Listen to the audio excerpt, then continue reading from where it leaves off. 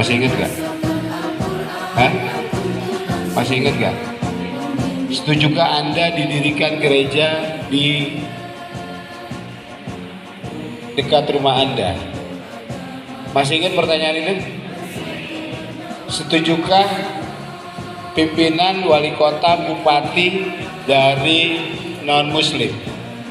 Masih ingat pertanyaan itu? Oke. Itu kita sudah melakukan pemetaan wawasan kebangsaan dan keagamaan bagi penyuluh agama di seluruh Indonesia. Hasilnya 4% penyuluh agama nilainya di bawah 60 pur. 4% penyuluh agama berwacana radikal. Wah, ngeri ya. Kita memastikan bahwa 100% penyuluh agama di seluruh Indonesia tidak boleh radikal. 100% penyuluh agama di seluruh Indonesia mesti moderat. 100% penyuluh agama di seluruh Indonesia mesti cinta NKRI. Yang radikal silahkan minggir. Yang radikal silahkan mundur. Yang radikal dicoret aja, kira-kira gitu. Karena apa? Karena penyuluh agama adalah ASN, bagian dari Kementerian Agama. Anda adalah panjangan tangan Kementerian Agama yang berhadapan langsung dengan masyarakat. Kalau penyuluh agamanya radikal, maka masyarakatnya ikut. Kalau penyuluh agamanya anti NKRI, maka kelompok binanya ikut. Jadi kita tidak toleran terhadap penyuluh yang radikal. Kalau radikal silahkan mundur. Agak serem ya, nah, biasa aja. Nah setelah pemetaan kita 2021, 22, 23 kita berikan anggaran penguatan moderasi beragama bagi semua penyuluh agama di seluruh Indonesia. Kita berharap yang tadi 4% PUR dan hampir 13% yang nilainya di bawah 70 itu semua selesai menjadi hijau. Jadi kalau PUR merah, kuning itu di bawah 70 dan hijau dan yang di atas 80 itu biru. Jadi mesti menempatkan diri kita sebagai wakil dari negara. Saya adalah bagian dari Kementerian Agama. Maka pegangan pertama sebagai ASN, sebagai orang yang dibayar dan digaji oleh negara, maka mesti selalu berpikir perspektif negara. Kalau ada pertanyaan, setujukah Anda pemimpin di daerah Anda non-muslim? ASN akan berpikir selama siapapun orangnya, apapun agamanya, apapun warna kulitnya, dia berhak menjadi pemimpin. Jadi soal pilih tidak memilih itu soal lain. Tapi kita tidak menghalangi siapapun orang berhak untuk menjadi pemimpin. Setujukah dibangun gereja di dekat rumah Anda selama memenuhi PBM nomor 9, nomor 8 dan 9, kan ada tuh syarat-syarat pendirian rumah ibadah. Ya silahkan kalau sesuai dengan peraturan perundang-undangan dan regulasi. Itu perspektif ASN. Jadi jangan, kemarin banyak teman-teman terjebak pada perspektif pribadi. Akhirnya nilainya di bawah 60. Kira-kira gitu. Nah selanjutnya tahap keempat, tahap ketiga, kita bikin namanya kampung moderasi beragama. Ada 1000 kampung moderasi beragama kemarin yang kita launching secara nasional. Nah ini bagaimana penyuluh agama mensosialisasikan moderasi beragama kepada kelompok binaan, kepada masyarakat, kepada stakeholder, kepada instansi-instansi terkait. Jadi program moderasi beragama ini kita ingin tunjukkan bahwa penyuluh agama punya peran penting terhadap negara. Penyuluh agama punya peran signifikan terhadap program prioritas negara, terutama di program prioritas moderasi beragama.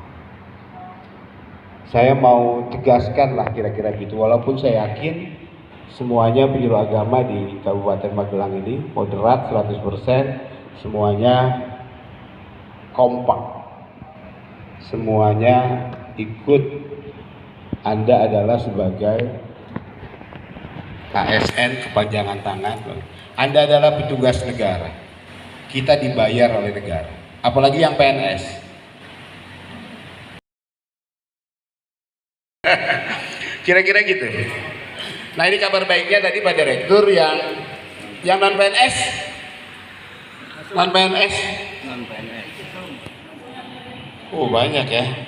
Yang SPDI? Oh, sedikit. Yang tadi yang nunjuk non PNS tapi bukan SPDI apa? SMA? Ya. Hah? Oh, Majelis Taklim. Ada yang penyuluh lulusan SMA di sini? Ada. Oh, banyak juga ya. Iya, tadi info Direktur PP-nya sedang digodok, nanti otomatis yang sudah sekian tahun itu bisa terekrut menjadi P3K. Jadi tinggal didorong doa. Saya yakin doanya kiai-kiai semua ini mudah-mudahan 2024 bisa segera selesai. Dan kenaikan honor penyuluh agama. Belum 15 menit kan?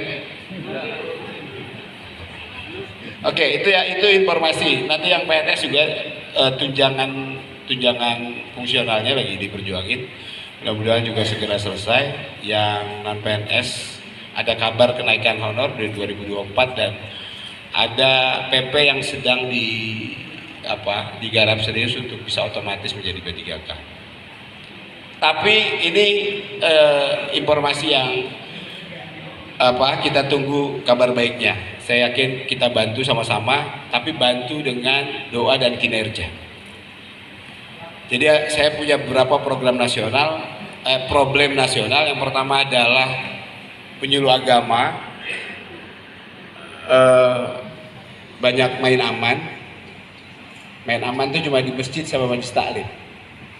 Makanya kita ada penyuluh award itu, ada penyuluh di masyarakat rentan, ada penyuluh di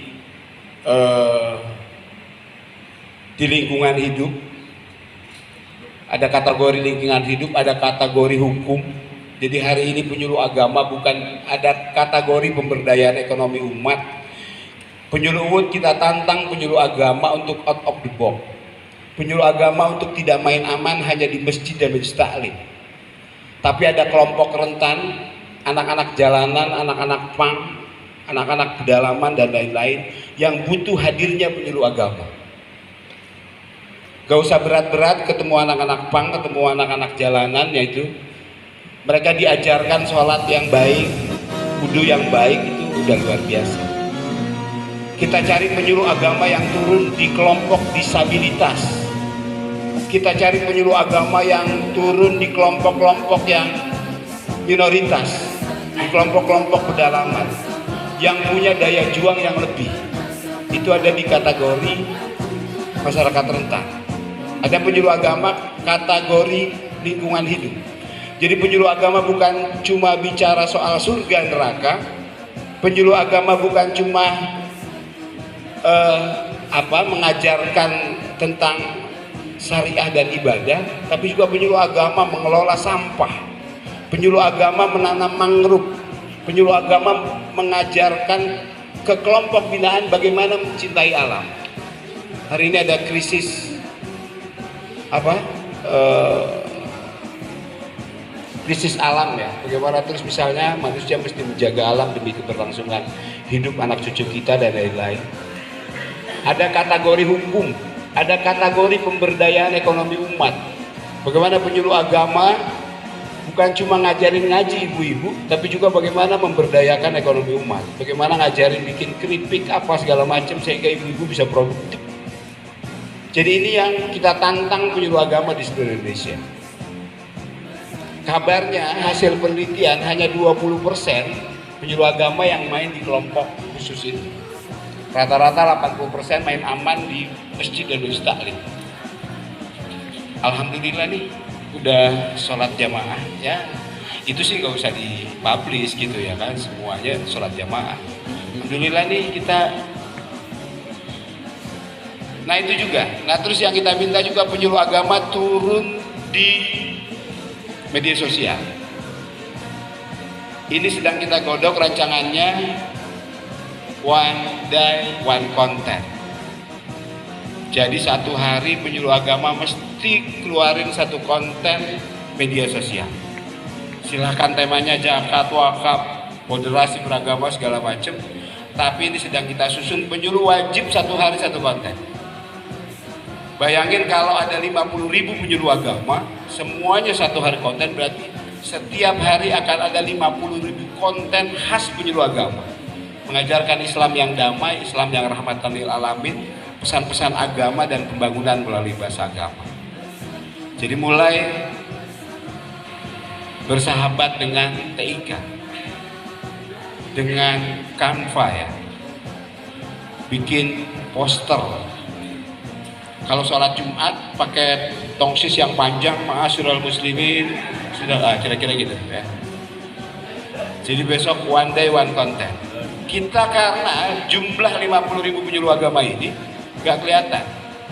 Jumlahnya sangat banyak di seluruh Indonesia, tapi kontennya nggak kelihatan, tapi pergerakannya nggak kelihatan, tapi kompaknya nggak kelihatan. Hari ini 150 orang ini, kalau hari ini bikin satu konten, berarti 150 konten di Kabupaten Magelang setiap hari dengan berbagai macam tema.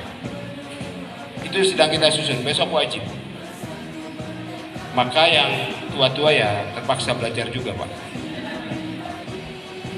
Saya nggak mau melebihi batas. Nanti kita diskusi, boleh tanya jawab hal-hal terkait dengan penyuluhan, ide, gagasan dan lain-lain.